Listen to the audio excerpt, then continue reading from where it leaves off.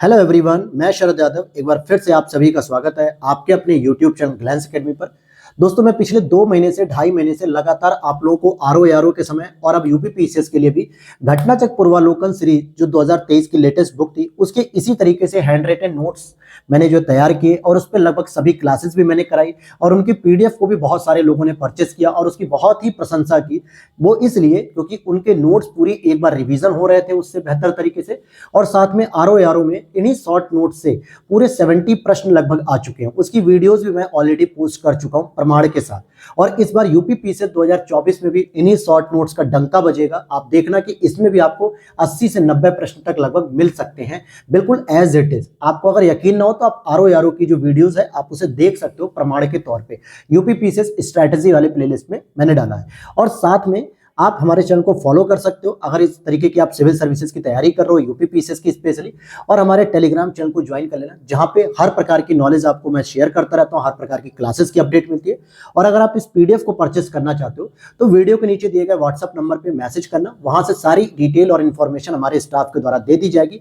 आप उसे फॉलो करके स्टेप्स को पीडीएफ ले सकते हो। तो चलिए शुरू करते हैं केमिस्ट्री। जैसा कि हम लोगों ने सारे सब्जेक्ट को कवर कर लिया, चाहे ज्योग्राफी दोनों कंप्लीट हो गई, आप देखोगे एंशिएंट मॉडर्न हिस्ट्री हो गई, पॉलिटी कवर हो गई, एनवायरनमेंट हो गई, बायोलॉजी हो गई, फिजिक्स अभी हमने कंप्लीट की, और अब चल रहा है आपका केमिस्ट्री। और इसके टोटल 2 लेक्चर आएंगे। कितने? 2 लेक्चर, जिसमें आज पहला लेक्चर होगा और दूसरा लेक्चर कल आ जाएगा। इतने में ही आपकी यूपी पीसीएस में आने वाले केमिस्ट्री के सारे सवाल इसमें मिल जाएंगे। इससे बाहर कुछ नहीं पूछेगा, ये जान लो। चाहे वो पूरा एज इट इज उतार देगा, चाहे 3 ऑप्शन मिलेंगे, लेकिन मिलेंगे आपको इन्हीं 2 लेक्चर से। केमिस्ट्री के क्वेश्चन इसके बाहर नहीं जाएगा। और साथ में जो मिडवल हिस्ट्री है उसको भी शुरू कर दिया गया है, तो आप उसे भी फॉलो कर सकते हो। इस तरीके से पूरे के पूरे शॉर्ट नोट्स हमारे कंप्लीट हो गए। टेस्ट सीरीज भी ऑलरेडी 12-13 हो चुकी है, जिसमें ध्येय आईएएस और दृष्टि आईएएस को हम लोग कवर कर रहे हैं। करंट अफेयर्स भी सारी चीजें, लगभग हर चीज आपको यहाँ पे मिल रही है। और सीसेट की क्लास भी स्टार्ट हो रही है। तो चलिए शुरू करते हैं अपने इस चैप्टर को। पहला चैप्टर का नाम है एटॉमिक स्ट्रक्चर, यानी कि परमाणु संरचना। अगर हम बात करें कि मॉडर्न केमिस्ट्री फादर कौन है, यानी आधुनिक रसायन शास्त्र का जनक या पिता किसे कहा जाता है, तो लेवोजियर को कहा जाता है, जो कि एंटोनी लेवोजियर होते हैं।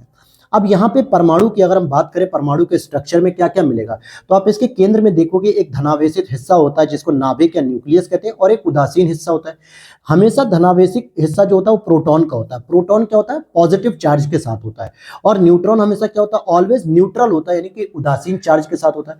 लेकिन इन्हीं परमाणुओं के चारों ओर जो घूमता है उसे हम कहते हैं इलेक्ट्रॉन। और ये नाभिक के चारों ओर चक्कर लगाते हैं, जिन्हें ऊर्जा स्तर कहते हैं। और इलेक्ट्रॉन ऑलवेज जो है कि निगेटिव फॉर्म में होते हैं।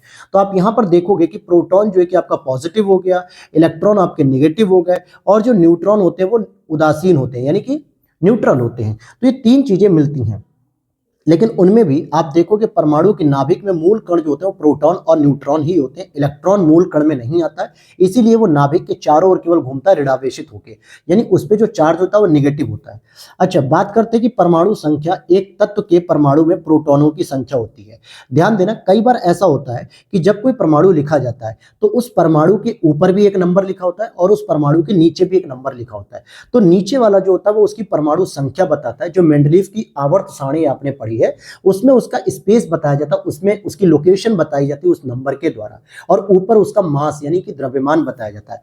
फॉर एग्जांपल, अगर मैंने यहां पे लिखा यूरेनियम 235, ठीक है, अगर मैं यहां पे एग्जांपल के तौर पे लिख देता हूं कि यूरेनियम 235 या फिर यूरेनियम 238 या फिर प्लूटोनियम Pu 239, तो ये जो है आपका ये द्रव्यमान होता है। क्या होता है? ये मास होता है। और यहाँ पे जो नंबर लिखे होते हैं ना, मान लेते हैं अगर हम एग्जाम्पल के रूप में कि 2 लिख दिया, 3 लिख दिया, 4 लिख दिया, तो ये 2, 3, 4 क्या है? ये प्रोटॉन है, ठीक है, धनावेशित होते हैं। जैसे आप हाइड्रोजन का देखोगे तो H1 होता है, H2 होता है, H3 होता है। तो ये इनकी स्पेस की बात होती है कि किस जगह पे स्थिर होते हैं आपके जो मेंडलीव की आवर्त सारणी है, और इन्हीं को हम प्रोटॉन कहते हैं। तो समझ में आ गया होगा कि जो परमाणु संख्या होती है वही प्रोटॉनों की संख्या होती है। अब यहां आते हैं, फोटोन की बात करें, केमिकल एनर्जी के अंतर्गत है केमिस्ट्री में, आपको फोटोन ऊर्जा के बंडल यानी कि पैकेट्स होते हैं जो प्रकाश के वेग से चलते हैं। और सभी प्रकार की विद्युत चुंबकीय किरणों का निर्माण इन्हीं मूल कणों से होता है। तो ध्यान देना कि जितने भी प्रकार की आपकी जो लाइट होती है, एनर्जी होती है, या इलेक्ट्रोमैग्नेटिक वेव होती है, उसमें मुख्य रूप से वो किससे बनी होती है? फोटोन से बनी होती है। किससे बनी होती है दोस्तों? वो मुख्य रूप से फोटोन से बनी होती है। इसके बाद कण प्रतिकण की बात करें, अर्थात प्रतिकण का द्रव्यमान कण के बराबर जबकि आवेश विपरीत होता है। इट मीन्स कि क्या हो गया, इलेक्ट्रॉन पे ऑलवेज निगेटिव होता है और पॉजिट्रॉन पे ऑलवेज प्लस होता है, या कि प्रोटॉन पे प्लस होता है। बात करते हैं कि हमारे आसपास सभी पदार्थ मूलभूत कणों से बने होते हैं और ये दो प्रकार के होते हैं, एक तो होता है क्वार्क के रूप में और दूसरा होता है लेप्टॉन। अगर मैं कहूं, ये तो होगा हमारे चारों तरफ जो पदार्थ होते हैं उनकी बात हो रही है कि ये दो मूलभूत कणों से मिलकर बने होते हैं जिसमें क्वार्क और लेप्टॉन्स होते हैं। लेकिन अगर हम परमाणु की बात करेंगे तो उसमें दो मूलभूत कण होते हैं, प्रोटॉन और न्यूट्रॉन। अब यहाँ पे देखो अप्लाइड प्रश्न जो पूछा जाता है आपसे कि प्रैक्टिकली तौर जब आपसे प्रश्न बनाया जाता है अप्लाइड, तो वो कैसे बनता है उसे भी हम लोग समझ लेंगे। हालांकि अभी और टॉपिक को कवर कर रहे हैं। कई बार आपने सुना होगा गॉड पार्टिकल्स किसे कहते हैं, बहुत चर्चित ये वर्ड्स है। ये हिग्स बोसान कणों को कहा था गॉड पार्टिकल्स। न्यूट्रिनो को या न्यूट्रिनो एक उप परमाणु कण है जो इलेक्ट्रॉन के समान होता है, लेकिन इसमें कोई विद्युत आवेश नहीं होता है, यानी शून्य आवेश होता है और ये ब्रह्मांड में प्रचुर मात्रा में पाया है। ये न्यूट्रॉन नहीं है, ध्यान देना, न्यूट्रॉन आपका उदासीन होता है, यहाँ पे न्यूट्रिनो की बात कर रहा है। हालांकि इस पे भी कोई चार्ज नहीं होता, शून्य आवेश होता है, लेकिन ये न्यूट्रिनो जो है कि ब्रह्मांड में प्रचुर मात्रा में होते हैं। अब जरा अल्फा कण की बात करें तो अल्फा कण हीलियम नाभिक के समान दो प्रोटॉनों और दो न्यूट्रॉन से मिलकर बनते हैं। अब इनका जो द्रव्यमान होता है वो हीलियम नाभिक के द्रव्यमान के बराबर होता है, क्योंकि इनकी अगर हम बात करें तो इस हीलियम के नाभिक में क्या मिलता है, दो प्रोटॉन मिलते हैं और दो न्यूट्रॉन मिलते हैं और इन दोनों के मिलकर बने होते हैं अल्फा कण, और इसलिए जो इनका द्रव्यमान होता है वो भी हीलियम नाभिक के बराबर होता है। आपको याद होगा अगर आपने यूपी पीसीएस प्रीलिम्स का पेपर 2020 या 21 वाला दिया हुआ तो वहां अल्फा कण बीटा कण से संबंधित एक प्रश्न पूछा गया था केमिस्ट्री के अंतर्गत, तो वो भी सारी चीज आपको यहाँ क्लियर हो जाएगी। जैसे हाइड्रोजन का एक परमाणु क्रमांक 1 होता है और साधारण हाइड्रोजन समस्थानिक प्रोटियम में कोई भी न्यूट्रॉन नहीं पाया जाता है। ध्यान देना कि जो हाइड्रोजन का परमाणु क्रमांक होता है वो 1 होता है, जो उसकी परमाणु संख्या बताता है। साधारण हाइड्रोजन समस्थानिक प्रोटियम में कोई न्यूट्रॉन नहीं होते, जबकि भारी हाइड्रोजन समस्थानिक ड्यूटेरियम में एक न्यूट्रॉन होता है। क्या होता है, एक न्यूट्रॉन भी होता है। तो सिंपल है कि हाइड्रोजन का परमाणु क्रमांक 1 होता है, लेकिन प्रोटियम में कोई न्यूट्रॉन नहीं और ड्यूटेरियम में 1 होता है, जबकि अत्यधिक जो भारी वाला हाइड्रोजन होता है उसके समस्थानिक ट्राइटियम में 2 न्यूट्रॉन होते हैं। तो आपको ये भले याद ना रहे, लेकिन आपको ये पता होना चाहिए कि प्रोटियम, ड्यूटेरियम और ट्राइटियम ये तीनों ही हाइड्रोजन के समस्थानिक होते हैं। अब यहाँ पर ध्यान देना कि जो अल्फा कण होती है वो पॉजिटिव चार्ज के साथ होती है हीलियम में, बीटा कण जो होते हैं वो ऋणावेशित चार्ज में होती है, मतलब निगेटिव यानी इसमें इलेक्ट्रॉन मिलेगा, और जो गामा कण होती है वो उदासीन होती है यानी अनावेशित होती है, इनके ऊपर कोई भी चार्ज नहीं होता है।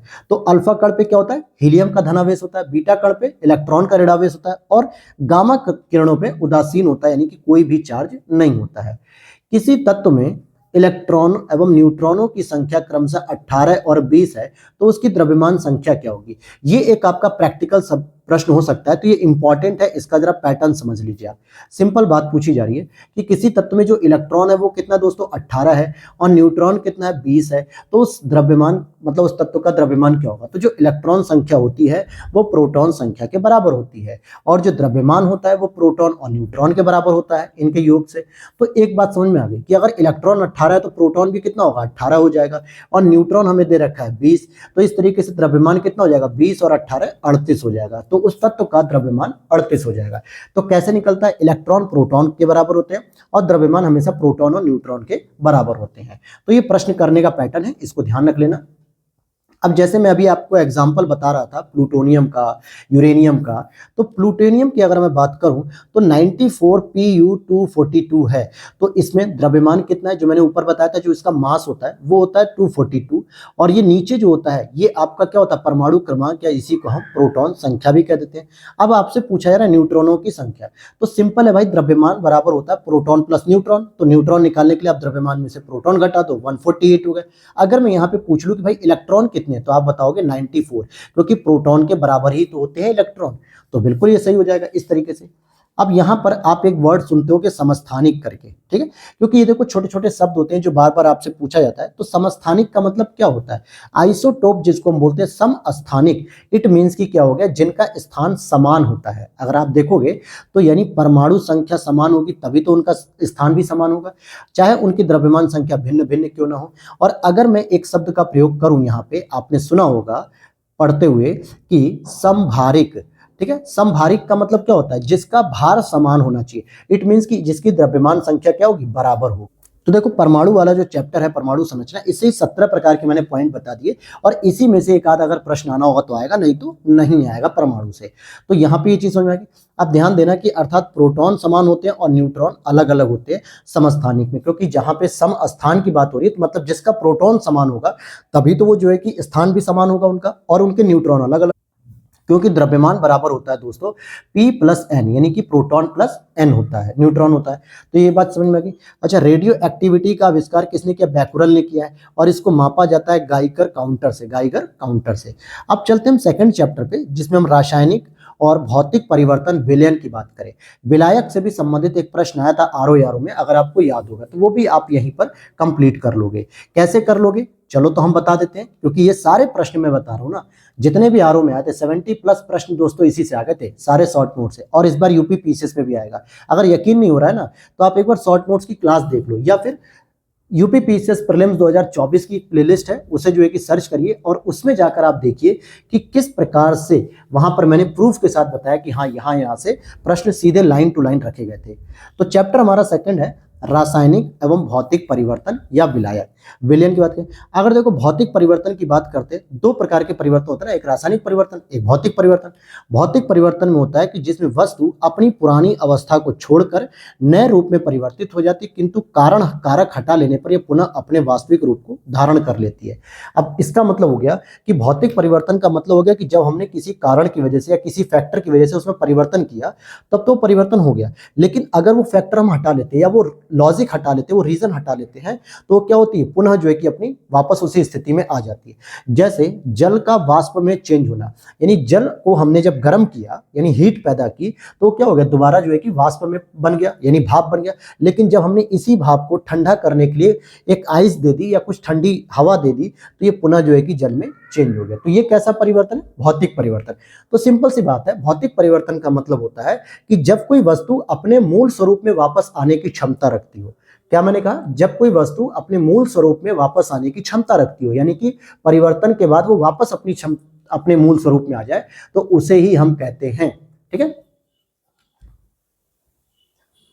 भौतिक परिवर्तन। अब जैसे जल में चीनी का घोल हो गया, वाष्पीकरण के द्वारा आप चीनी को पुनः प्राप्त कर सकते हो। अब मान लो जैसे आपने पानी में क्या किया, एक गिलास पानी में 2 चम्मच चीनी घोल दी, शरबत बन गया यानी मीठा पानी हो गया। लेकिन अगर आपको लगता है कि यार अब तो चीनी घुल गई, अब चीनी कैसे अलग करेंगे, तो कुछ नहीं करना है आपको, बस उस पानी को खौला दो और खौलाते रहो, धीरे धीरे देखोगे कि वो पानी पूरा वाष्प बन के उड़ जाएगा, वाष्पीकरण की प्रक्रिया से, इवेपोरेशन कहते हैं। और बचेगा क्या? आपके जिस भी बर्तन में आप उसे गर्म करोगे, खौलाओगे, तो उसमें बचेगा एक सफेद सफेद पदार्थ है, जिसको आप टेस्ट करके देखना, वो मीठा लगेगा। क्यों लगेगा? क्योंकि वो चीनी है, और चीनी गर्म करने पे कभी भी उड़ती नहीं है दोस्तों। समझ में आया? तो ये जो होते हैं भौतिक परिवर्तन होते हैं। अब यहाँ पे मैं क्यों फोकस कर रहा हूँ? क्योंकि यहाँ से आरओ में एक प्रश्न आ चुका है विलयन को लेके, विलायक को लेके, तो फिर से पीसीएस पूछेगा और यही बेसिक अप्लाइड प्रश्न लगाएगा। और अगर आपने नहीं ध्यान से सुना तो जो है कि आपकी क्वेश्चन गलत हो जाएगी। इसलिए अब हम चलते रासायनिक प्रक्रिया पे कि जिसमें वस्तु किसी भी कारण अपनी पूर्ववर्ती या पुरानी अवस्था में पुनः प्राप्त नहीं हो सकती, यानी जब वो पुरानी अवस्था में वापस नहीं आ सकती तो उसे हम रासायनिक परिवर्तन कहते हैं। जैसे अगर मैं कहूं कि दूध से दही बनना, अब इसमें क्या दूध से दही बनने के लिए केमिकल की जरूरत थी? केमिकल कह सकते हो, या फिर इसे आप कह सकते हो कि कोई रासायनिक घटक की जरूरत थी, जैविक घटक जिसमें लैक्टोबैसिलस जीवाणु होते हैं। या फिर कागज को हमने जला दिया, कागज जलने के बाद राख ही तो होती है। अब ऐसा थोड़ा है कि सारी राख को इकट्ठा करो और कागज बन जाएगा या दही से दूध बन जाएगा, ऐसा भी नहीं है।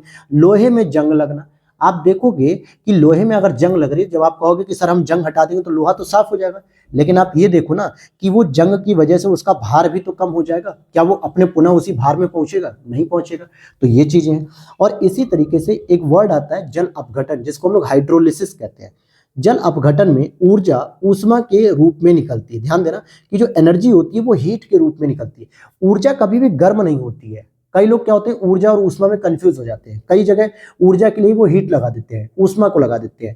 ध्यान देना कि जो ऊष्मा होती है ना, हीट होती है, वो गर्म होती है हमेशा, तापमान हमेशा गर्म होता है, लेकिन एनर्जी कभी गर्म नहीं होती है, वो किसी भी फॉर्म में होती है। तो सिंपल सी बात है, जब हाइड्रोलिसिस की प्रक्रिया चलती है तो एनर्जी जो है वो हीट में चेंज हो जाती है।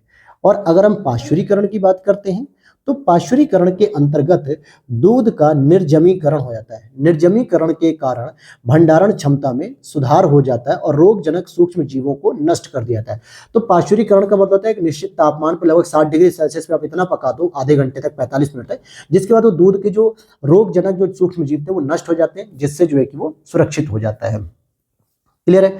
अब यहाँ पे कुछ आपके कॉन्सेप्चुअल मिलान आते हैं। जैसे अलवणीकरण की बात करें तो समुद्री जल हो गया, प्रतिलोम परासरण की बात करेंगे तो पेयजल हो गया, विकृतीकरण की बात करेंगे तो प्रोटीन हो गया, क्यूरिंग की बात करेंगे तो चाय हो गया, और पाश्चुरीकरण की बात करेंगे तो दूध हो गया।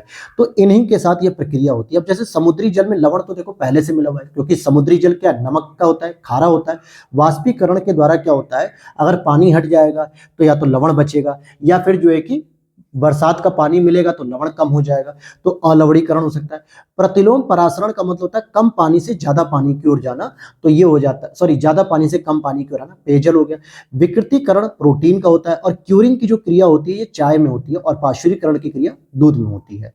फिर देखते हैं कि जल में किसी विलेय अथवा अन्य घुलनशील पदार्थ या अशुद्धियां मिलाने पर क्वथनांक क्या होता है, बढ़ जाता है, और जबकि गलनांक क्या होता है, कम हो जाता है। इसको भी मैंने फिजिक्स की क्लास में बहुत अच्छे से इसको समझाया था, आपने अगर क्लास की होगी तो वहां पे समझ में आ गया होगा। अब जैसे देखो, जल में किसी विलेय को आप घुलनशील कर दो, जैसे मान लो हम जल में नमक को घोल दें या चीनी को घोल दें, तो कहीं ना कहीं ये क्या हो गया, जल में एक अशुद्धि होगी, और तब आप अगर पानी को गर्म करोगे ना, तो क्या होगा, आपको अधिक टेम्परेचर चाहिए। फॉर एग्जाम्पल, आप नॉर्मल जानते हो कि 100 डिग्री सेल्सियस पे पानी खौलने लगता है, साधारण पानी। अगर मैंने उसमें नमक डाल दिया या उसमें चीनी डाल दी, कुछ भी डाल दिया, तो आप देखोगे 100 डिग्री सेल्सियस पे भी पानी नहीं खौलेगा। क्यों? क्योंकि अब उसमें अशुद्धि मिल चुकी है। अब उसके लिए टेम्परेचर और अधिक चाहिए, तब उसका क्वथनांक जो है कि खौलने लगे, मतलब क्वथनांक बढ़ गया। तो 100 की जगह हो सकता है वो 140 डिग्री सेल्सियस पे खौलना शुरू करेगा। तो इट मीन्स इसमें अशुद्धि बढ़ गई, तभी तो। और इसका गलनांक कम हो जाएगा, क्योंकि सामान्यतः जो है कि एक बर्फ का टुकड़ा क्या होता है, अगर आप देखोगे कि यानी एक पानी है जो गलनांक, जिसका गलने की स्थिति जो होती कम होती है, वो और भी माइनस चली जाती है। अब जैसे पानी का जो क्वथनांक होता है सामान्यतः 100 डिग्री सेल्सियस होता है, और जो अशुद्ध पानी हो जाएगा, जिसमें चीनी हो गया, नमक हो गया, नींबू हो गया, तो वो 133 डिग्री, ये एग्जांपल के तौर पे, रटना नहीं है, 133 डिग्री पे हो सकता है। अब जैसे अगर हम बर्फ पे अशुद्धि डाल दें, जैसे बर्फ का जो गलनांक होता है 0 डिग्री सेल्सियस पे गलता है, जब तक तापमान 0 डिग्री या उसके ऊपर नहीं होगा, क्योंकि बर्फ क्या होता है, हमेशा 0 डिग्री से नीचे हिमांक बिंदु पे जमा हुआ रहता है। जब हम उसे 0 डिग्री, 1 डिग्री, 2 डिग्री, 4 डिग्री पर लाते हैं, तो बर्फ जो है कि धीरे धीरे गलना शुरू करता है और पानी के रूप में तब्दील हो जाता है। लेकिन अगर हम वो अशुद्ध बर्फ कर दें, यानी नमक मिला दें उस बर्फ में या सोडा मिला दें, तो उसका गलनांक -22 डिग्री सेल्सियस पे हो जाता है। अब इसका अप्लाइड पार्ट समझिए। जैसे मान लीजिए रूस में साइबेरिया वाली जगह पे जाओ, या मनाली चले जाओ, या जम्मू कश्मीर चले जाओ, लद्दाख चले जाओ, यहां पर आप देखोगे कि गाड़ियों के ऊपर अगर बर्फ जमी पड़ी है, बहुत अधिक बर्फ गिर रही है और बर्फ जमी पड़ी है, रोड जो है कि एकदम बर्फ जम गई है, रोड पे चलने लायक नहीं है, गाड़ियां जो है कि शीशा उसा सब बर्फ से एकदम भर गया, ढक गया है, और आपको लगता है कि वहां पे सूर्य निकल जाता, धूप निकल आता, 1 डिग्री तापमान हो जाता, 2 डिग्री, तो काश ये बर्फ जो है कि गल जाता और जो है पानी के रूप में हट जाता, तो शीशा साफ हो जाता। लेकिन आप जहां पे रह रहे हो वहां पे टेम्परेचर जो है कि लगभग 10 डिग्री माइनस में चल रहा है। कितने पे चल रहा है? -10 डिग्री पे, 20 डिग्री पे चल रहा है माइनस। ठीक है, ये एग्जाम्पल के रूप में है। तो अगर आप उस बर्फ पे नमक छिड़क दोगे ना, या सोडा छिड़क दोगे, या कोई भी पदार्थ छिड़क दोगे, तो आप देखोगे वो -10 डिग्री पर ही गल जाएगा। गलना कितने पे चाहिए था? 0 डिग्री के ऊपर जाके, जब टेम्परेचर बढ़ेगा तभी तो। 0 डिग्री के नीचे तो हर वस्तु जमी होती है। लेकिन अगर उस पर नमक डाल दोगे, सोडा डाल दोगे, तो कहीं ना कहीं वो -10 डिग्री, -5 डिग्री, -28 डिग्री पर ही गल जाएगा, और वो पानी के रूप में बह के बाहर चला जाएगा। तो ये होती है। इसीलिए आप देखोगे अक्सर पहाड़ी क्षेत्रों में, या जो है कि साइबेरियन क्षेत्रों में आप देखोगे, तो वहां के लोग गाड़ी की बर्फ को हटाने के लिए नमक वगैरह का प्रयोग करते हैं। उम्मीद कर रहा हूं कि अब आपको गलनांक क्वथनांक का कॉन्सेप्ट समझ में आ गया होगा। ये प्रश्न पूछा जाता है कि अगर हम किसी मिश्रण में अशुद्धि मिला दे तो क्या परिणाम निकले। अब यहां पर हम बात करेंगे समांगी मिश्रण की। क्या होता है भाई समांगी मिश्रण? कि घटक एक दूसरे में पूर्णतया जब मिश्रित हो सकते हैं, और घटकों के कण संपूर्ण मिश्रण में एक समान रूप से बिखरे होते हैं। अब जैसे नमक हो गया, पानी हो गया, इसका घोल अगर देख लो, नमक और पानी का घोल, तो ये समांगी मिश्रण। समांगी मिश्रण का मतलब है कि कोई भी एक घटक दूसरे घटक में पूरी तरह मिल गया है, और वो हर जगह जो है कि उसका आभास होता है।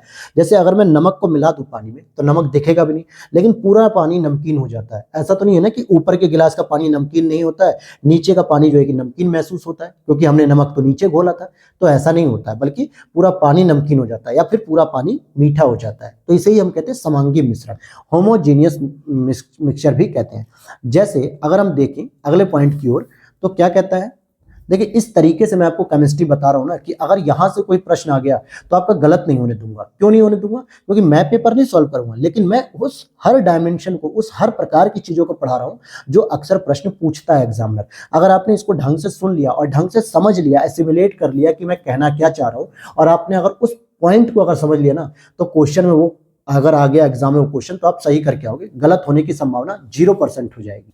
आगे देखते हैं यहाँ पर, पानी मिट्टी से जड़ों में जिस भौतिक क्रिया से गुजरता है उसे हम परासरण कहते हैं। यानी कि पानी जो होता है मिट्टी से जो जड़ों में जाता है ना, मिट्टी से होते हुए पेड़ों की जड़ों में, तो उसे हम ऑस्मोसिस या परासरण कहते हैं। अब जैसे यहाँ पे समझो, खीरे को काटकर नमक डालने पर पानी निकलने लगता है, तो ये किस क्रिया से होता है? ये परासरण क्रिया से होता है। क्योंकि परासरण में जो अणु होते हैं ना, वो कम सांद्रता से अधिक सांद्रता की ओर गति करते हैं, यानी कि तनु घोल से सांद्र घोल की ओर। तनु घोल का मतलब होता है जहां पे नमक कम होता है, और सांद्र घोल का मतलब होता है जहां नमक ज्यादा होता है। इट मींस कि क्या होता है, कम सांद्रता से अधिक सांद्रता की ओर जाते हैं। इसीलिए जो है कि खीरे पे जैसे हम नमक डालते हैं, तो अब वो खीरे का जो ऊपरी हिस्सा है, अगर आप केवल बिना नमक डाल के अगर आप खीरे को ऊपर से काट के रगड़ोगे, तो देखोगे वहां पे कोई तनु, मतलब यूं कहे कि कोई नमक है ही नहीं, तो वहां पे पानी कम निकलेगा, उसका झाग कम निकलेगा। लेकिन जैसे आप उस पर 4 दाने नमक की छिड़क देते हो, तो वहां पे घोल कैसा हो गया? सांद्र हो गया, यानी अधिक नमकीन हो गया, और बहुत तेजी से जो है कि वहां पे पानी निकलने लगता है। तो ये चीजें होती हैं। अब आ जाइए अगले पॉइंट की ओर। आसवन की बात करेंगे, जिसको हम लोग डिस्टिलेशन प्रक्रिया कहते हैं। इसमें प्रायः तरल अशुद्धियों के शुद्धिकरण हेतु इसको प्रयोग किया जाता है, यानी कि जो लिक्विड फॉर्म में जो अशुद्धि होती है उसे शुद्ध करने के लिए किया जाता है। जबकि ऊर्ध्वपातन और क्रिस्टलीकरण का उपयोग ठोस अशुद्धियों को शुद्धिकरण के लिए। तो इतना चीज तो समझ में आ गई कि किसी भी पदार्थ को शुद्ध करने के लिए 3 प्रक्रिया अपनाई जाती है, एक तो आसवन, एक ऊर्ध्वपातन और एक क्रिस्टलीकरण। लेकिन ठोस की अगर अशुद्धि दूर करनी है ना, शुद्ध करना उसे, तो हम ऊर्ध्वपातन कर सकते हैं या क्रिस्टलीकरण कर सकते हैं। ऊर्ध्वपातन में क्या होता है कि जब हम किसी ठोस वस्तु को जलाते हैं तो डायरेक्ट गैस के फॉर्म में बदल जाती है, उसमें द्रव यानी लिक्विड वाला कॉन्सेप्ट आता ही नहीं है। जब हम किसी भी ऐसी चीज को गर्म कर रहे होते हैं, जैसे मान लो कपूर है, कपूर को आप गर्म करके देखो, आप देखोगे कि वो काला काला धुएं के रूप में इकट्ठा हो जाएगा। वो ऊर्ध्वपातन की क्रिया होती है, उसमें लिक्विड वाला स्टेप आता ही नहीं। जबकि आसवन क्या होता है, पानी को गर्म करना, जिससे अशुद्धि से शुद्ध हो जाता है। अब यहां पर समझ लो, जैसे ऊर्ध्वपातन का मतलब होता है सब्लिमेशन, यानी कि गर्म करने पर सीधे ठोस से वाष्प या वाष्प से ठोस अवस्था हो जाती है। इसमें और कोई कॉन्सेप्ट आता नहीं, लिक्विड वाला आता नहीं। जैसे कपूर हो गया, नेफ्थलीन हो गया, अमोनियम हो गया, या अमोनिया कह दो, अमोनियम होता है, सॉरी अमोनियम क्लोराइड, हाँ अमोनियम क्लोराइड, इन सबको जलाओगे तो डायरेक्ट जो है कि वाष्प के रूप में बदल जाएंगे। अच्छा, क्रोमेटोग्राफी तकनीक द्वारा रंगीन रसायनों के मिश्रण को पृथक किया जाता है। जो क्रोमेटोग्राफी तकनीक होती है, जो भी आपके जो कलरफुल मिक्सचर होते हैं, केमिकल्स होते हैं, उनके मिश्रण को अलग किया जाता है। वायु अथवा रासायनिक पदार्थों द्वारा धातुओं का सनय सनय क्षय होता है, डिस्ट्रक्शन होता है, यानी कि संक्षारण होता है। क्योंकि भाई वायु हो गई या रासायनिक पदार्थ हो गया, इनके माध्यम से क्या होता है, किसी भी वस्तु में धीरे धीरे किसी भी धातु में क्षरण होता है। जैसे लोहे पर जंग लगना, क्यों कहा जाता है कि लोहे के अगर किसी सामान को आपने बाहर रख दिया है, उस पर खूब हवा भी पड़ रही है, पानी भी पड़ रहा है, बरसात भी हो रही है, ओस भी गिर रही है, तो नो डाउट वो सामान 1 साल के अंदर खराब हो जाएगा। आप देखोगे ना, भंगार की जो दुकान देखते हो, कबाड़ की दुकान, उसमें क्या होता है, सारा सामान ऐसे खुले में पड़ा था, वो गलता चला जाता है। लेकिन अगर वही लोहे का सामान आपके घर में सुरक्षित है, जहां पे हवा तो लग रही है, क्योंकि हवा तो हर जगह होती है, लेकिन पानी नहीं पड़ रहा, धूल नहीं आ रही, डस्ट नहीं आ रही, तो सुरक्षित रहता है। तो इसलिए लोहे पर जंग लग जाती है। और यही प्रक्रिया जब तांबे पर होती है, तो तांबे पर एक हरे रंग की परत चढ़ जाती है। ऐसा नहीं कि उस पर भी जंग लगेगा, उस पर हरे रंग की परत जमती है। और चांदी क्या होती है, काली पड़ जाती है। इसीलिए जो मेरी माताएं बहनें जो है कि घरों में अपने चांदी के आभूषण पहनती है, पायलें पहनती है, बिछिया पहनती है, तो आप देखोगे वो क्या होती है, काली पड़ जाती है। क्यों? क्योंकि उसी पानी में काम कर रही है, रसोई में काम कर रही है, प्लस जो है कि बहुत सारे घरेलू काम करती है, फिर उसमें हवा पानी सब लगता है, धूल डस्ट वगैरह, जिससे वो काला पड़ जाता है। तो चांदी काली पड़ती है, लोहा जंग लगता है, और तांबे का रंग हरा होता है। तो ये सभी चीजें केमिकल रिएक्शन से होती हैं। नेक्स्ट चैप्टर देखेंगे हम लोग अब यहाँ पे, अकार्बनिक रसायन। अकार्बनिक और कार्बनिक में क्या अंतर होता है भाई? अकार्बनिक का मतलब है कि जिसमें कार्बन नहीं होता है। तो जरा देख लो, यूनेस्को ने 1869 में प्रकाशित आवर्त सारणी के 150 वर्ष पूरे होने पर 2019 को रासायनिक तत्वों की आवर्त सारणी वर्ष के रूप में मनाया। अब यूपीपीसीएस क्या करेगा, आपसे ऐसे ही प्रश्न उठाएगा और पूछ देगा कि भाई रासायनिक तत्वों की जो आवर्त सारणी है, या मेंडलीफ के द्वारा जो निर्मित की गई आवर्त सारणी है उसकी 150वीं जयंती कब मनाएगी? 2019 में। भू परपटी में सर्वाधिक क्या क्या पाया जाता है? हमारी जो भू परपटी है जिसपे हम रहते हैं उसमें सबसे अधिक मात्रा में पाया जाता है ऑक्सीजन 46.8%, दूसरे नंबर पे आता है सिलिकॉन 27.72% और थर्ड नंबर पे आता है एल्यूमिनियम 8.13%। तो आप देखोगे भू परपटी में ऑक्सीजन, सिलिकॉन और एल्यूमिनियम पाया जाता है। विश्व में सर्वाधिक पाया जाने वाला तत्व जो होता है वो हाइड्रोजन होता है। सबसे अधिक जो है कि तत्व पाया जाता है हाइड्रोजन। अब हम नेक्स्ट चैप्टर पे चलते हैं। देखो इसमें चैप्टर सब छोटे छोटे ही होंगे लेकिन सारे इंपॉर्टेंट हैं, वहां से प्रश्न आपके बनते हैं तो गलत नहीं होने चाहिए। जैसे धातुएं, खनिज, अयस्क, गुणधर्म और उपयोग, यानी कि जो धातु है, खनिज है, अयस्क है, उनके क्या नेचर हो सकते हैं, उनका क्या उपयोग हो सकता है, इस पर हम बात करेंगे। जैसे एक पॉइंट बनता है प्रगलन, ठीक है। प्रगलन की बात करेंगे जिसको हम लोग इंग्लिश में स्मेल्टिंग कहते हैं। इसकी क्रिया में अयस्क के अपचयन यानी कि रिडक्शन से उच्च ताप पर धातु प्राप्त की जाती है। यानी कि जब अयस्क को हम बहुत अधिक ताप पर गलाते हैं तो हमें धातु प्राप्त होती है। जैसे एल्यूमिनियम के लिए हमें कौन सा अयस्क चाहिए? बॉक्साइट चाहिए। जब हम बॉक्साइट को गलाएंगे बहुत तेजी से या बहुत अधिक उच्च ताप पर, तब हमें एल्यूमिनियम की प्राप्ति होती है। इसी तरीके से लौह अयस्क कौन कौन से हो सकते हैं लोहे की प्राप्ति के लिए? हेमेटाइट होता है, मैग्नेटाइट होते हैं, जो मैंने बताया हेमेटाइट और मैग्नेटाइट कौन सी अच्छी क्वालिटी का, कौन सी लो क्वालिटी का है। तो जब इसको बहुत अधिक हाई प्रेशर या हाई टेम्परेचर पे जब गलाते हैं तब हमें धातु की प्राप्ति होती है। तो इसी को हम प्रगलन कहते हैं, यानी कि अयस्क से धातुओं का प्राप्ति करना। अब जैसे कुछ धातुएं भी होती हैं जो बहुत ही अभिक्रियाशील होती हैं। जैसे अगर आप देखोगे कि पोटेशियम की बात करोगे, पोटेशियम की, तो ये सर्वाधिक अभिक्रिया करती है, यानी कि सबसे अधिक जो है कि ये क्रिया करती है। और सबसे कम जो क्रिया करने वाली होती है वो स्वर्ण या चांदी हो, मतलब सोना होता है। अब इसका एग्जांपल समझ लो, आपके घर में आपने आज जो है कि कोई सोने का हार खरीदा, सोने का गहना खरीदा, अंगूठी खरीदी, कुछ भी खरीदा जो आप रेगुलर यूज कर रहे हो, गले की चैन या हाथ की अंगूठी, कुछ भी, हाथ का ब्रेसलेट, आप देखोगे 5 साल तक भी आप उस पर देखोगे चमक देखोगे। 5 साल बाद भी हमारे घर के बुजुर्ग कहते हैं कि देखो 5 साल पहले सोना कितना अच्छा मिलता था, आज भी इसकी चमक नहीं गई है। क्यों नहीं गई भाई? उस पर न तो पानी का असर पड़ा, न वायु का असर पड़ा, न धूल गर्द का असर पड़ा, न किसी प्रकार की हवा का असर पड़ा। इट मीन्स कि सोना जो है कि बहुत कम अभिक्रिया करता है। और वहीं अगर चांदी जो सोने से थोड़ा सा ज्यादा अभिक्रिया करता है, हालांकि ऐसा नहीं कि आज हवा पाया मतलब आज आप नया खरीद के लाए और हवा में 1-2 दिन पहने और घूमे फिरे, धूल डस्ट हुई और पानी में काम किया और काली पड़ गई, ऐसा तो नहीं है। चांदी को लगभग 6 महीने, 7 महीने, 1 साल लगता है काला होने में, लेकिन सोना 4-4 साल तक वही उसी तरीके से शाइनिंग के साथ रहता है। वहीं पोटेशियम जो है कि सबसे अधिक अभिक्रिया करता है। उसके बाद सोडियम होता है, और सोडियम वायु से तो बहुत तेजी से क्रिया करता है, इसीलिए इसको लिक्विड में रखा जाता है, यानी लिक्विड केरोसिन, मिट्टी के तेल में रखा जाता है। कैल्शियम, मैग्नीशियम, एल्यूमिनियम, पारा, तो ये सभी जो है कि एक क्रम वाइज है। आप देखो कि यहाँ पे मैंने एरो लिख रखा है, यानी सबसे अधिक क्रिया करेगा पोटेशियम, फिर उसके बाद सोडियम, और सबसे कम क्रिया करेगा सोना और चांदी, मतलब सोना, ठीक है, और उससे ऊपर चांदी। तो ये क्रम अगर आपको पता रहेगा तो आसानी से प्रश्न करोगे। नेक्स्ट है, सभी प्राकृतिक वस्तुओं में सर्वाधिक जो कठोर तत्व होता है वो हीरा होता है, और ये कार्बन का एक अपरूप होता है जो कि एक अधातु होती है। ध्यान देना, इसमें किसी भी प्रकार का चुंबकत्व का गुण नहीं पाया था, चुंबक का गुण नहीं पाया था कि किसी चुंबक की तरफ आकर्षित हो जाए, इसलिए इसे अधातु कहते हैं। और ये कार्बन का ठोस अपरूप होता है और सबसे ठोस तत्व माना जाता है। अब आ जाइए आगे पॉइंट पर, अगर हम देखें कि सबसे भारी प्राकृतिक धातु क्या है, प्रकृति में जो सबसे भारी धातु है वो है यूरेनियम, और इसका परमाणु भार है 238, और घनत्व की बात करेंगे तो 19.05 ग्राम प्रति सेंटीमीटर क्यूब इसका जो है कि, तो सबसे भारी धातु क्या हो गई? यूरेनियम हो गई। मोती की रासायनिक संरचना क्या होती है? तो मोती जो आप देखोगे, जो मोलास्क वाले जीव जंतु होते हैं उनमें पाया जाता है, तो 85% तो इसमें कैल्शियम कार्बोनेट होता है, और 2 से 4% इसमें जल होता है, और 0 से लेकर 10% के आसपास कांचियोलिन यानी कि प्रोटीन भी पाया जाता है। तो ध्यान देना कि जो कैल्शियम कार्बोनेट होते हैं इसको हम एरोगेनाइट भी कहते हैं। तो ये आपने एक चीज देखा कि मोती की रासायनिक संरचना में क्या होता है, आपको कांचियोलिन भी पूछा जाता है, ये प्रोटीन होता है कांचियोलिन एक तरीके से, और कैल्शियम कार्बोनेट भी होता है, तो ये एरोगेनाइट भी कहते हैं, एरो या एरागोनाइट भी कहते हैं। सोडियम की बात करेंगे, सोडियम, तो सोडियम एक नरम चांदी के समान सफेद धातु, यह अत्यंत क्रियाशील धातु है, और इसे मुक्त अवस्था में नहीं बल्कि किरोसिन यानी मिट्टी के तेल में रखा जाता है, क्योंकि ये पोटेशियम के बाद दूसरी ऐसी धातु है जो क्या होता है, खुले में सबसे अधिक क्रिया करती है। यह खुली हवा में ऑक्सीजन के साथ क्रिया करके ऑक्साइड बनाती है, और यह जल से क्रिया करने पर हाइड्रोजन और ऊष्मा बनाती है। इवन कि अगर आप सोडियम को पानी में फेंकोगे ना तो बहुत बड़ा धमाका होगा। आपने अगर नहीं देखा हो तो यूट्यूब पे देख सकते हो, बहुत सारी ऐसी प्रैक्टिकल वीडियोज हैं कि आप सोडियम को निकालो और पानी में फेंक दो, मिट्टी के तेल में नहीं, पानी में फेंक दो, देखोगे उसमें आग लग जाएगी। हालांकि आग तो वायु में भी लग जाती, आप उसे पानी में फेंको धमाका होगा। क्यों? क्योंकि वो जल के साथ भी हाइड्रोजन और ऊष्मा जो हीट पैदा करता है उससे जो है कि उसका धमाका होता है। तो इसीलिए पोटेशियम के बाद सोडियम ही है जो सबसे ज्यादा क्रिया करता है। हालांकि जो सोडियम वाले लैंप होते हैं ना, वो पीली रोशनी देते हैं। जैसे आप देखोगे कि जो सड़कों पे लगी होती है स्ट्रीट लाइट, उसमें पीली लाइट जलती है। अब तो खैर आपका एलईडी पैटर्न आ गया, लेकिन पहले 10 साल पहले आप याद करो, हाईवे के किनारे किनारे येलो कलर के बल्ब लगे होते थे, उसमें सोडियम रहता था। और मरकरी जो लैंप होता है वो सफेद और नीली रोशनी देता है। प्रतिदीप्ति जो लैंप होते हैं वो मिश्रित रोशनी देते हैं, जैसे सूर्य की रोशनी की तरह। नेक्स्ट पॉइंट है, धातुओं में सोना की रासायनिक सक्रियता सबसे कम होती है, जिस कारण यह स्वतंत्र अवस्था में पाया जाता है और इस पे जो है कि किसी भी प्रकार की अभिक्रिया नहीं होती है।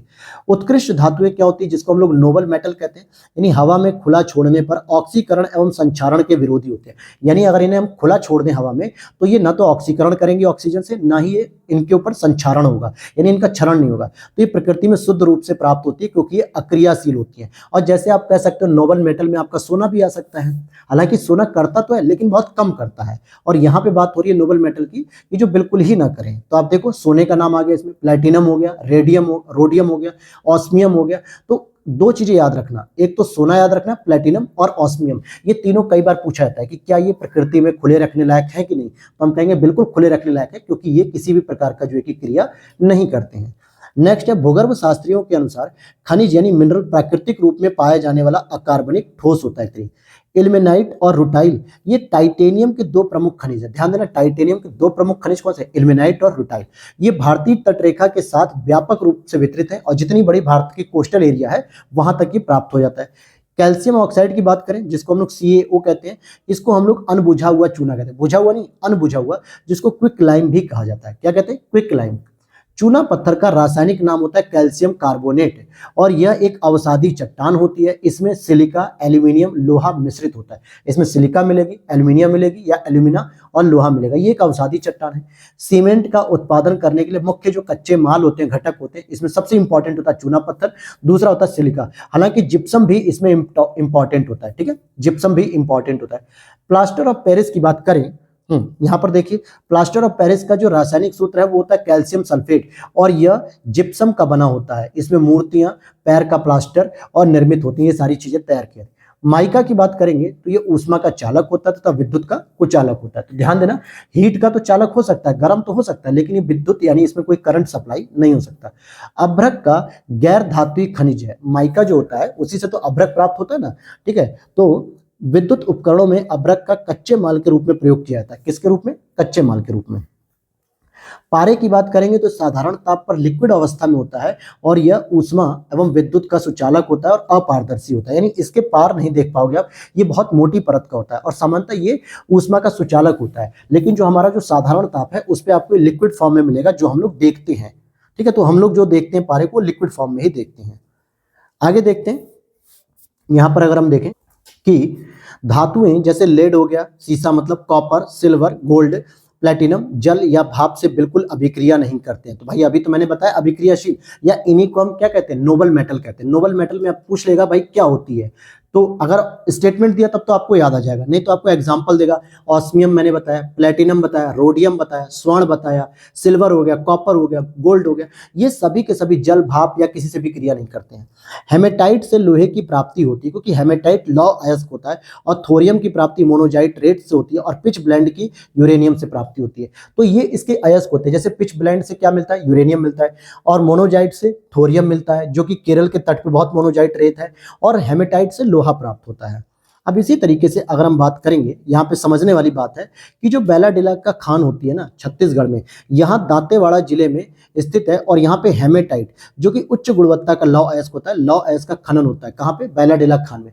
हेमेटाइट आपका उच्च गुणवत्ता वाला होता है, जबकि कम गुणवत्ता वाला जो मैग्नेटाइट होता है, ये लौह अयस्क सामान्यतः गोवा, कर्नाटक, आंध्र प्रदेश, केरल, तमिलनाडु। तो कह सकते हो कि जो हेमेटाइट का क्वालिटी वाला जो लौह अयस्क होता है सबसे अच्छा माना जाता है। तो ये आपका मतलब कह सकते हो कि पूर्वी इंडिया में माना जाता है। पूर्वी इंडिया का मतलब हो गया आपका छत्तीसगढ़ हो गया, उड़ीसा हो गया, पश्चिम बंगाल हो गया, झारखंड हो गया, इन सभी क्षेत्रों में मिलता है। ठीक है, बैलाडेला इसके लिए फेमस है। और उसी तरीके से जो मैग्नेटाइट होता है कम गुणवत्ता वाला, वो साउथ इंडिया में मिलता है, तमिलनाडु, केरल, आंध्र प्रदेश, कर्नाटक, गोवा, साउथ इंडिया में आपको मिलेगा। तो याद रख लेना हेमेटाइट और मैग्नेटाइट। जैसे मैंने आपको हाइड्रोजन के 3 समस्थानिक बताए थे, ड्यूटेरियम बताया था, टाइटेनियम बताया था, क्या बताया था? याद होगा? अगर भाई मुझे तो याद नहीं है, आप लोग बताइए कमेंट सेक्शन में। मैंने बताया था, और एल्यूमिनियम के लिए मैंने बॉक्साइट बताया था कि ये उसका अयस्क होता है।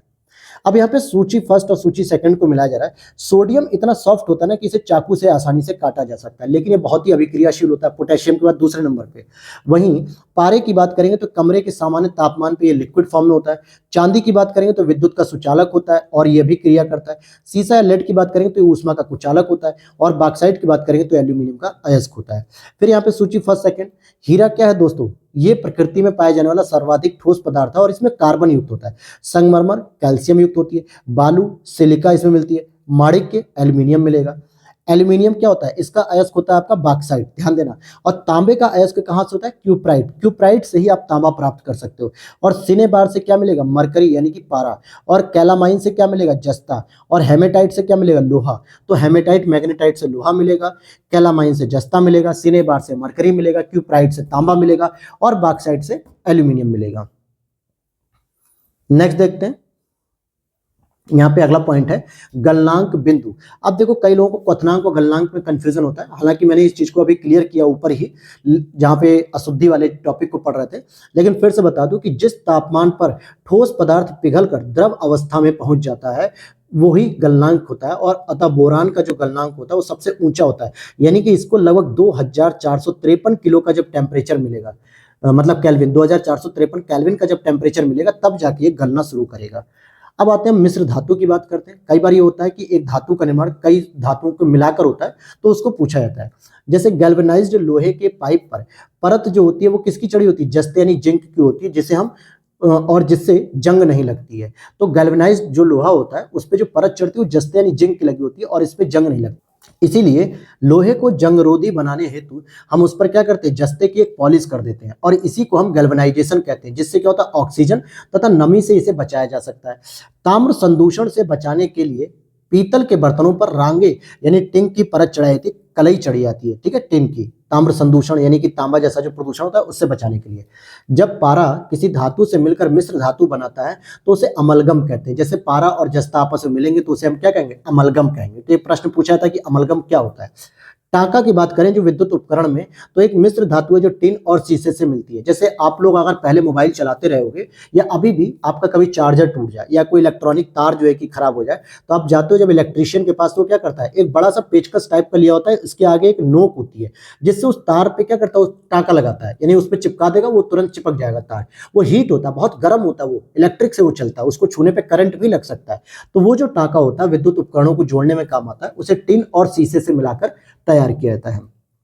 और कांसा मिश्र धातु किससे बनती? भाई सैंधव सभ्यता पढ़े हो ना, उसमें क्या बताया गया था कि तांबा और टीन, सैंधव सभ्यता वालों को ताम्र पाषाण युग के बाद ही तो आए थे, तो उन्हें तांबा की प्राप्ति थी, और 88% इसमें तांबा होता है और टिन थोड़ा सा होता है, तभी जाके वो कांसा बनता है। जर्मन सिल्वर की बात करें या निकल सिल्वर की बात करें तो इसमें तांबा 50%, जस्ता 30% और निकल जो है कि 20% की मिश्र धातु तैयार होती है। इसी तरीके से पीतल की बात करेंगे, पीतल मिश्र धातु में तांबा 70% और जस्ता जो है कि 30% पाया जाता है, तब ये मिश्र धातु बनती है। अब यहाँ पर आ जाओ उन प्रश्नों की तरफ जो प्रश्न आपके सीधे सीधे आते हैं, और मैं आपको एक करंट अफेयर्स का भी प्रश्न बताऊंगा स्टील स्लैग के बारे में, जो कि नितिन गडकरी जी का टॉपिक था और मैंने आपको करंट अफेयर्स में पढ़ाया था। देखो फोटोग्राफी में क्या होता है? सिल्वर ब्रोमाइड का प्रयोग किया था। किसका? सिल्वर ब्रोमाइड का, जिसको हम लोग AgBr कहते हैं। क्या कहते हैं?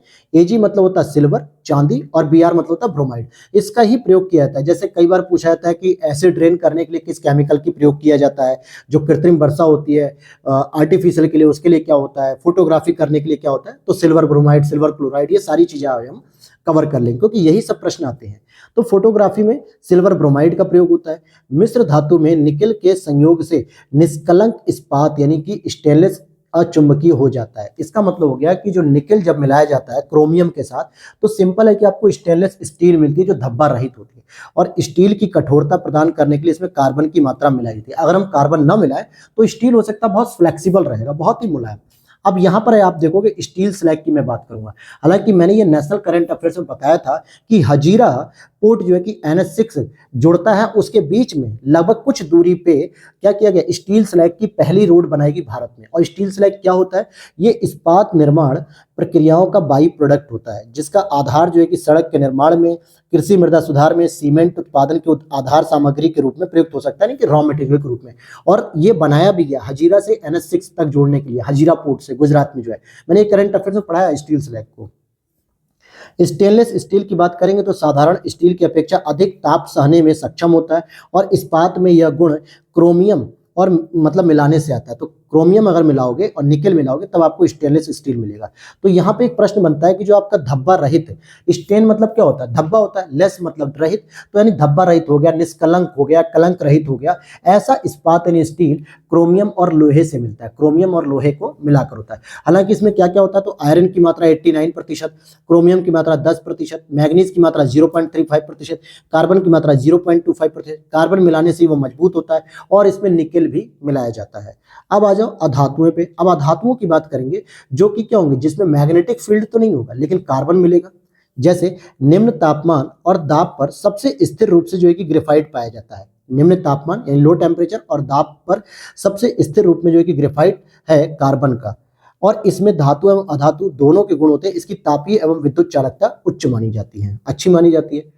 इसके बाद अगर हम देखें तो ऊष्मा गतिकी यानी कि थर्मोडायनामिकली रूप से कार्बन का सबसे स्थिर रूप होता है ग्रेफाइट। तो कार्बन का अपरूपक क्या होता है, ग्रेफाइट होता है, फुलरिन होता है, हीरा होता है। ये प्रश्न आपने सुने होंगे यूपी पीसीएस में, तो ये सारी चीजें मिल जाएंगी आपको। जैसे हीरे की बात करें, ग्रेफाइट की बात करें, तो ये दोनों ही कार्बन परमाणुओं द्वारा निर्मित होते हैं। किंतु हीरा ऊष्मा का सुचालक होता है और विद्युत का कुचालक होता है, जबकि ग्रेफाइट क्या होता है, विद्युत का कुचालक होता है। यहाँ पे ग्रेफाइट छूट गया लिखने को।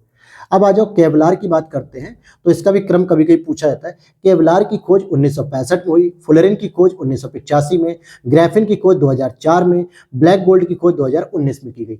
तो फुलरिन हो गया, ग्राफीन हो गया, हीरा हो गया, या फिर और भी हमने क्या चीज पढ़ी थी अभी, ग्रेफाइट हो गया, ये सब कार्बन के अपरूपक होते हैं। अभी मिलेगा ग्राफीन कार्बन का द्विआयामी नैनो प्रतिरूप है, यानी कि नैनो पार्टिकल होता है वो, और कार्बन की पतली सी शीट होती है ये, ठीक, जो इस तरीके से बनी होती है। ठीक है, आपने इसको देखा होगा, इस तरीके से मिलान करके ऐसे करके इसको तैयार किया जाता है, और इस तरीके से देखो ऐसे करके, तो ऐसे करके इसको तैयार किया जाता है। ठीक है, इससे तो ये होती है। और हीरा, ग्रेफाइट, ग्रेफीन, फुलरिन ये सभी कार्बन के अपरूपक होते हैं, जबकि ऑक्सो कार्बन कार्बन का अपरूपक नहीं होता है, बल्कि कार्बन और ऑक्सीजन का युक्त होता है। तो आप देखोगे हीरा, ग्रेफाइट, ग्राफीन, फुलरिन ये सभी मुख्य रूप से कार्बन युक्त होते हैं, जबकि ऑक्सो कार्बन में आपको ऑक्सीजन और कार्बन दोनों मिल रहा है, इसलिए वो कार्बन का अपरूपक नहीं होता है। अच्छा, जो पेंसिल होती है ना, जो हम लोग बच्चे हमारे घरों में जो लिखते हैं पेंसिल, तो उसमें जो लिड होती है उसके आगे की, वो ग्रेफाइट की बनी होती है। जो काला काला निकलता है ना छीलने पर, तो वो ग्रेफाइट का होता है। अच्छा, सूखी बर्फ किसे कहते हैं, ये ठोस कार्बन डाइऑक्साइड का ही दूसरा नाम होता है, ड्राई आइस।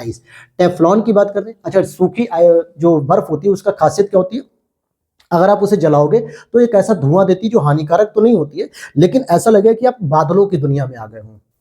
आजकल मैरिज होम में बहुत इसका प्रयोग हो रहा है। टेफ्लॉन में क्या होता है, फ्लोरीन युक्त बहुलक होता है। सेविन की बात करेंगे तो एक कीटनाशक होता है। फ्लोरीन की बात करें, फ्लोरीन C60 ये कार्बन का अपरूपक हो गया। केरेटिन की बात करें तो बाह्य त्वचा प्रोटीन होती है, जो प्रोटीन की होती है।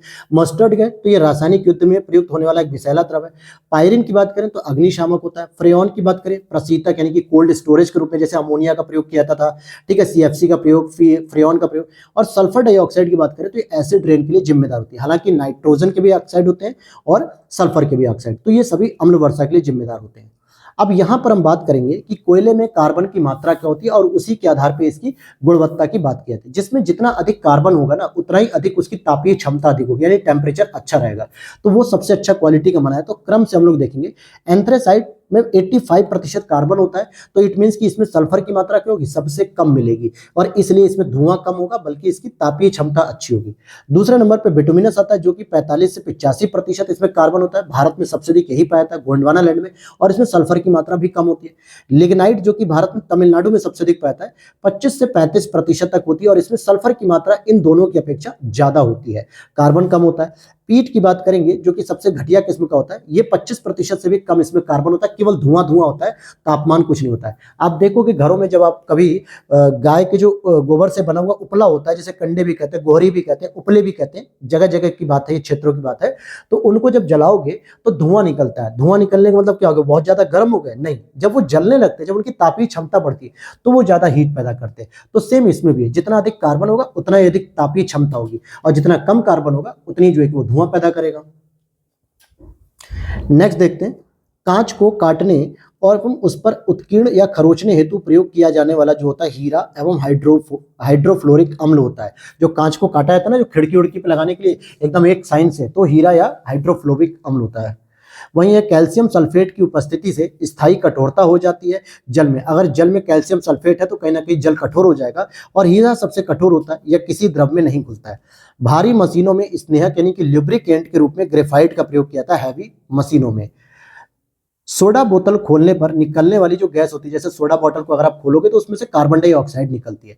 अब आते हैं नेक्स्ट चैप्टर पे, हाइड्रोजन और उसके यौगिक की बात करेंगे। तो हाइड्रोजन हवा की अनुपस्थिति में नहीं जल सकता। जो हाइड्रोजन होता है उसके लिए हवा जरूरी होती है, वायु जरूरी होती है। हम लोग जो आग जलाते हैं ना अपने घरों में, लाइटर से, माचिस से, गैस वगैरह, वो आग क्यों जल जाती है? क्योंकि ऑक्सीजन से क्रिया करती है ना, इसीलिए जो है कि आग जलती है। हवा की उपस्थिति में जलाने पर ऑक्सीजन के साथ ये क्रिया करती है और H2O बना देती है। क्या बनती है? H2O बनता है। तो हाइड्रोजन एक स्वच्छतम दहन ईंधन है, जिससे केवल और केवल जल ही निकलता है बाई प्रोडक्ट के रूप में, और कोई भी प्रदूषण नहीं होता है। इसीलिए हाइड्रोजन बसों का निर्माण होता है। हाइड्रोजन फ्यूल सेल की बात हो रही है कि ये कहीं ना कहीं ग्लोबल वार्मिंग वाले निकलने वाले जो पदार्थ हैं उनको कम करेगा, ये नहीं निकालेगा बल्कि जल को निकालेगा बस। ये भारी जल यानी कि D2O की बात करें तो हाइड्रोजन के समस्थानिक ड्यूटेरियम का ऑक्साइड है, और इसका सूत्र होता है D2O। यह एक शीतलक और मंदक दोनों के रूप में प्रयुक्त होता है, यानी कूलेंट और मॉडरेटर दोनों के रूप में ये प्रयुक्त हो जाता है। फिर आगे देखते हैं, भारी जल यानी हैवी वाटर की जो खोज थी वो H.C. उरे ने की थी, और इसका अणु भार 20 होता है। कितना होता है इसका अणु भार? 20 होता है। जल की स्थायी कठोरता कैल्शियम, मैग्नीशियम के क्लोराइड, सल्फेट के कारण होती है। कठोर जल पीने से लवणीय, कपड़े धोने पर झाग नहीं देते हैं, अर्थात अनुपयुक्त हो जाते हैं कठोर जल अगर आप पियोगे तो। वर्षा का पानी जो होता है, रेन वाटर, ये जल का शुद्ध रूप होता है, और इसका पीएच मान 7 होता है। ना तो अम्लीय होता है ना क्षारीय होता है, न्यूट्रल बेस पे होता है, इसलिए सबसे अच्छा माना जाता है। पानी एक ध्रुवीय विलायक है, उसकी प्रकृति बाइपोलर है। कैसी है? बाइपोलर, यानी कि द्विध्रुवीय है। निर्लवीकरण की बात करें, निर्लवणीकरण द्वारा अशुद्ध जल से बड़ी मात्रा में पेयजल तैयार किया जाता है। यानी कि जो लवण होता है अशुद्ध जल के रूप में, उससे जब लवण हटा दोगे तो निर्लवणीकरण हो जाएगा, तो इससे क्या हो जाएगा कि शुद्ध जल हो जाएगा। आगे देखते हैं, उत्क्रम परासरण यानी कि रिवर्स ऑस्मोसिस एक छनन विधि द्वारा जल शोधन की प्रक्रिया से समुद्री जल को शुद्ध किया जाता है। तो जो रिवर्स ऑस्मोसिस है, इससे समुद्री जल शुद्ध होता है। वनस्पति तेल से वनस्पति घी बनाने में प्रयुक्त होने वाली जो गैस होती है वो हाइड्रोजन होती है, यानी हाइड्रोजनीकरण द्वारा जो है कि हम वनस्पति तेल से वनस्पति घी बनाते हैं। वनस्पति तेल में जब हम हाइड्रोजन मिलाते हैं तो वनस्पति घी बनता है, लेकिन इसके लिए उत्प्रेरक का काम करता है निकेल। ये इंपॉर्टेंट है दोस्तों, ठीक है? क्यों पूछा जाएगा? क्योंकि जब वनस्पति तेल से आप सीधे वनस्पति घी बना रहे हो तो उसमें निकेल जो है कि आपका उत्प्रेरक के रूप में काम कर रहा है। अगला चैप्टर आपका सल्फर, नाइट्रोजन, हैलोजन और अक्रिय गैसें। इंपॉर्टेंट पॉइंट है, यहां से भी प्रश्न बनते हैं। जैसे अगर हम बात करें तो नोबल गैस कौन सी होती है? हालांकि ओनली केवल 6 ही गैस होती है। ये नोबल गैस उन्हें कहा जाता है जो किसी से क्रिया उरिया नहीं करती, चुपचाप बैठी रहती, शांत है। जैसे हीलियम हो गया, आर्गन हो गया, क्रिप्टॉन हो गया, जिनॉन हो गया, रेडॉन हो गया, नियॉन हो गया। ये सभी उत्कृष्ट गैस भी कही जाती है। नोबल मतलब एक्सीलेंस यानी उत्कृष्ट, या फिर अक्रिय गैस भी कही जाती है। अभी आप कहोगे सर हमने सोना भी पढ़ा था, हमने जो है कि आपके साथ प्लेटिनम भी पढ़ा था ना? बिल्कुल पढ़ा था, और ऑस्मियम भी पढ़ा था, लेकिन वो बेटा धातु थी, मतलब सॉरी पदार्थ था, वो कोई गैस नहीं थी, वो ठोस अवस्था थी जो कि अक्रियाशील थी, और इसीलिए हमने उसको नोबल मेटल भी कहा था। कैसा धातु कहा था? जो नोबल मेटल था, ठीक है? और यहाँ पे हम क्या करें, नोबल गैस की बात कर रहे हैं, तो गैस और मेटल में जरा अंतर याद रखना। लेकिन नोबल का मतलब हो गया कि ये किसी से क्रिया नहीं करेंगी। तो मेटल में भी मैंने बता दिया, ऑस्मियम हो गया, प्लेटिनम हो गया, पारा हो गया, और नहीं पारा नहीं होगा, स्वर्ण हो गया, चांदी भी आप कह सकते हो, बहुत कम क्रिया करती है। और गैसों में आप देखोगे तो helium, organ, krypton, xenon, radon, neon. Helium जो है कि सामान्यतः गुब्बारे में भरी जाती है, जिससे हवा का जो गुब्बारा आप लोग कहते हो जो ऊपर उड़ता चला जाता है, तो ये क्योंकि हीलियम बहुत हल्की गैस होती है और ये ऊपर उड़ती चली जाती है। वायुमंडल में जो क्रम वाइज अगर आप देखोगे तो नाइट्रोजन सबसे अधिक 78%, ऑक्सीजन 21%, आर्गन 0.93%, कार्बन डाइऑक्साइड 0.03%। तो आर्गन को 3rd नंबर पे याद रखना है, और जबकि यह एक नोबल गैस होती है। अब यहाँ पे आप देखोगे कि हीलियम और ऑक्सीजन का जो मिश्रण है ये गहरे समुद्री गोताखोरों द्वारा वायु के स्थान पर सांस लेने के लिए प्रयोग किया जाता है। जब कोई गोताखोर गहरे समुद्र में उतरता है तो केवल ऑक्सीजन से काम नहीं चला सकता, उसके लिए हीलियम और ऑक्सीजन दोनों मिक्स होनी चाहिए। अगला पॉइंट है नाइट्रस ऑक्साइड। इसको क्या कहते हैं? हास्य गैस कहते हैं, यानी कि लाफिंग गैस कहते हैं, हंसने वाली गैस। इसका प्रयोग शल्य क्रिया में निश्चेतक के रूप में भी किया जाता है। ध्यान देना कि वैसे तो इस गैस को सूंघने के बाद लोग हंसने लगते हैं, लाफिंग गैस कहते हैं, लेकिन सामान्यतः इसको ही ऑपरेशन करने के समय एनेस्थीसिया के रूप में इंजेक्शन दिया जाता है नाइट्रस ऑक्साइड का। हवा से भारी जिनोन गैस को स्ट्रेंजर गैस भी कहते हैं, जो कि हवा से भारी होती है। नाइट्रोजन चक्र में नाइट्रोजन की मुक्ति से स्थल मंडली और वायुमंडलीय नाइट्रोजन की मात्रा अप्रभावित होती है, अर्थात वायुमंडल में या स्थायी गैस के रूप में काम करती है। तो ये बिल्कुल मत सोचना कि नाइट्रोजन चक्र में जो नाइट्रोजन निकल रही है वो 78% की जगह 98% तक पहुंच जाएगी या 92% तक, तो ऐसा नहीं है। नाइट्रोजन की मात्रा अप्रभावित होती है, इसलिए वो स्थायी गैस के रूप में रहती है। हालांकि वायुयानों के टायरों में नाइट्रोजन गैस का प्रयोग किया जाता है N2 का, और इसका दबाव कम होने के कारण टायरों में विस्फोट होने की संभावना कम होती है, इसलिए वायुयान में जो है कि नाइट्रोजन गैस भरी जाती है। अब बात करते हैं कीट भक्षी पौधे जिस मृदा में उगते हैं उसमें नाइट्रोजन की कमी रहती है, जिसकी पूर्ति करने के लिए वो कीटों का भक्षण कर लेते हैं। आपने बहुत सारे ऐसे पौधे सुने होंगे जो अपना भोजन तो स्वयं बना रहे हैं, लेकिन वो अपनी नाइट्रोजन की कमी पूरी नहीं कर पा रहे, तो उसके लिए क्या करते हैं? वो कुछ कीटों को खा जाते हैं, इसलिए उन्हें कीट भक्षी कहते हैं। जैसे नेपेंथिस हो गया, ड्रोसेरा हो गया, डायोनिया हो गया और यूट्रिकुलेरिया हो गया। तो आपने सबसे अधिक सुना होगा नेपेंथिस को, लेकिन यहाँ पे 3 और ऑप्शन दे रहा हूँ, ये भी याद रख लेना। वायु भरे गुब्बारों में हीलियम को हाइड्रोजन की अपेक्षा वरीयता दी जाती है, क्योंकि यह वायु के साथ विस्फोटक मिश्रण नहीं बनाती। हालांकि हाइड्रोजन भी एक हल्की गैस है, लेकिन ये क्या करेगी? वायु के साथ मिलकर एक विस्फोटक पदार्थ बना सकती है। ठीक है, और वायु क्या होती है? O2 होता है, और यहाँ पे H2O भी बन सकता है, यानी कि जल बन जाएगा, हाइड्रोजन जल बना देगा। लेकिन हीलियम को जब भरा जाता है तो ये किसी प्रकार की वायु के साथ विस्फोटक मिश्रण नहीं बनाती है। अश्रु गैस की बात करें, जो आंसू गैस के गोले छोड़े जाते हैं वो सामान्यतः क्या होती है? क्लोरीन से बनी होती है, और इसको भीड़ को नियंत्रित करने के लिए होता है। हेलोजनों में सर्वाधिक जो अभिक्रियाशील होती है वो फ्लोरीन गैस होती है हेलोजन में। अन्य हेलोजन्स में देखोगे क्लोरीन हो गया, ब्रोमीन हो गया, आयोडीन हो गया, एस्टेटिन हो गया। हेलोजनों में सर्वाधिक अभिक्रियाशील यही होती है, यानी फ्लोरीन सबसे अधिक क्रिया करती है। फ्लोरीन क्या करती है? Fl सबसे अधिक क्रिया करती है, और इसमें सामान्य ताप पर ब्रोमीन जो है कि द्रव के रूप में पाई जाती है, और जबकि आयोडीन जो है कि ठोस अवस्था में पाई जाती है। आयोडीन क्या होती है? ठोस अवस्था में पाई जाती है।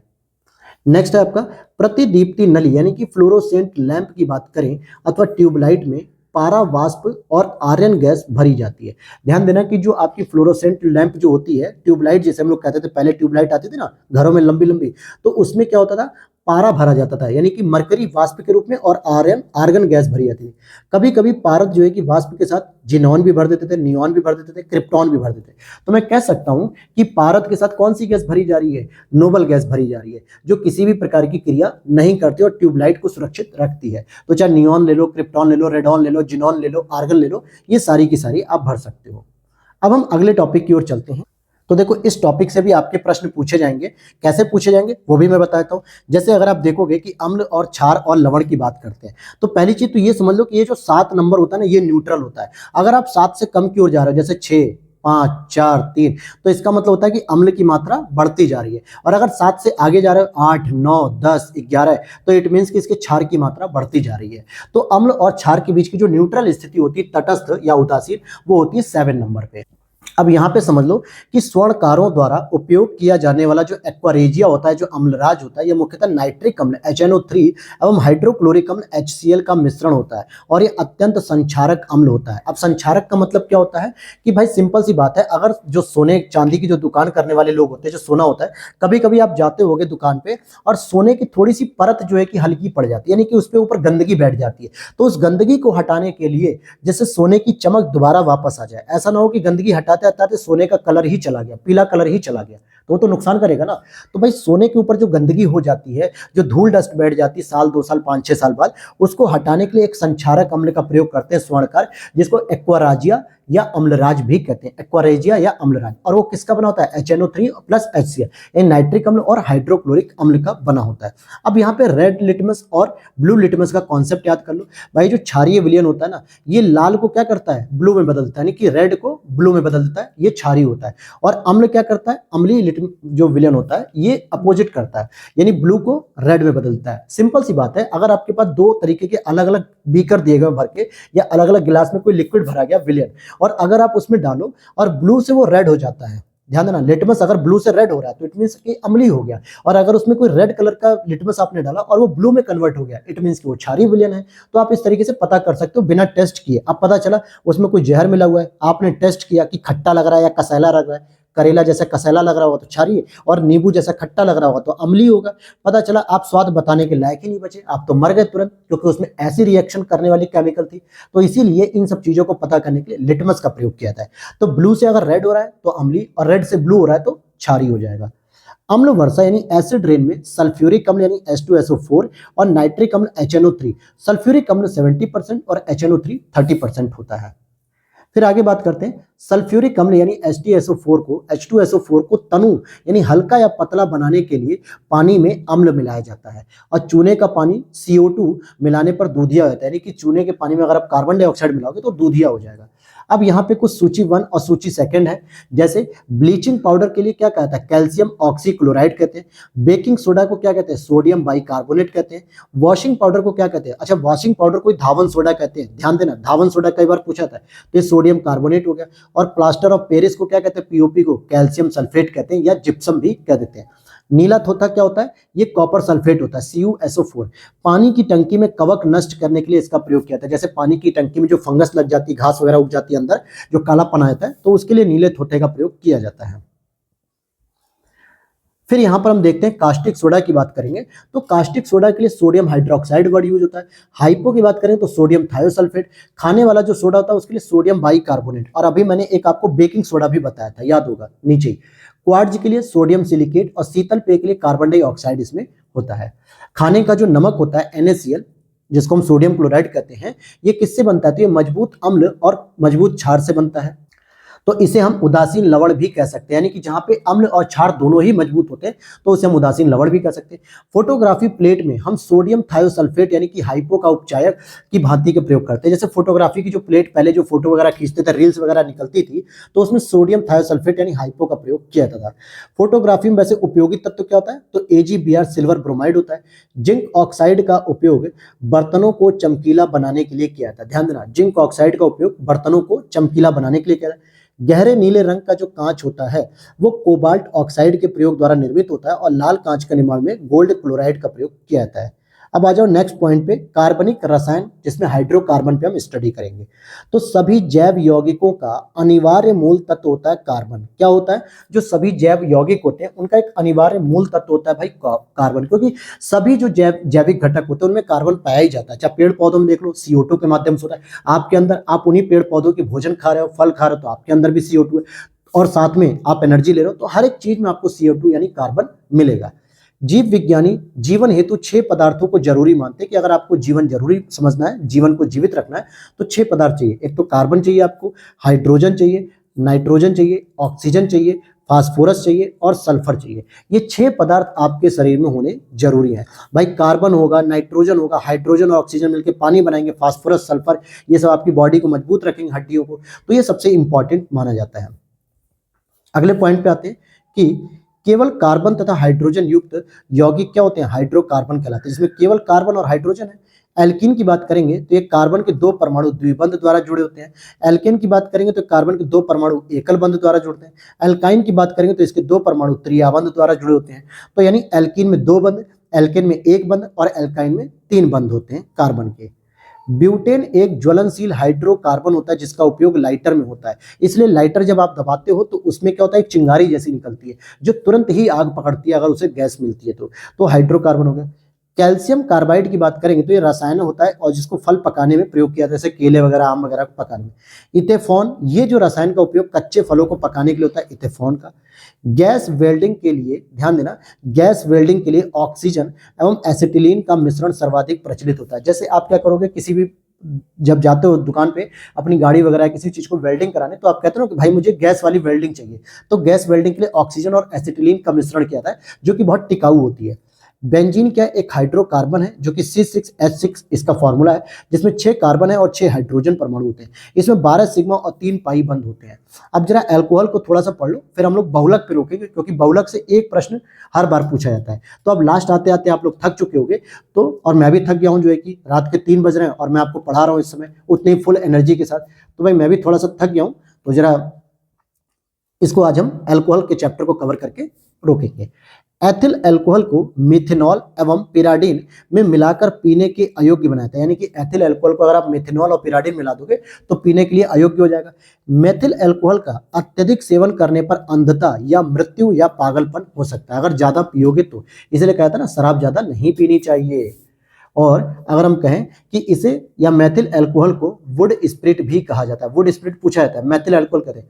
शक्कर के किण्वन से इथाइल अल्कोहल यानी कि एथिल अल्कोहल बनता है।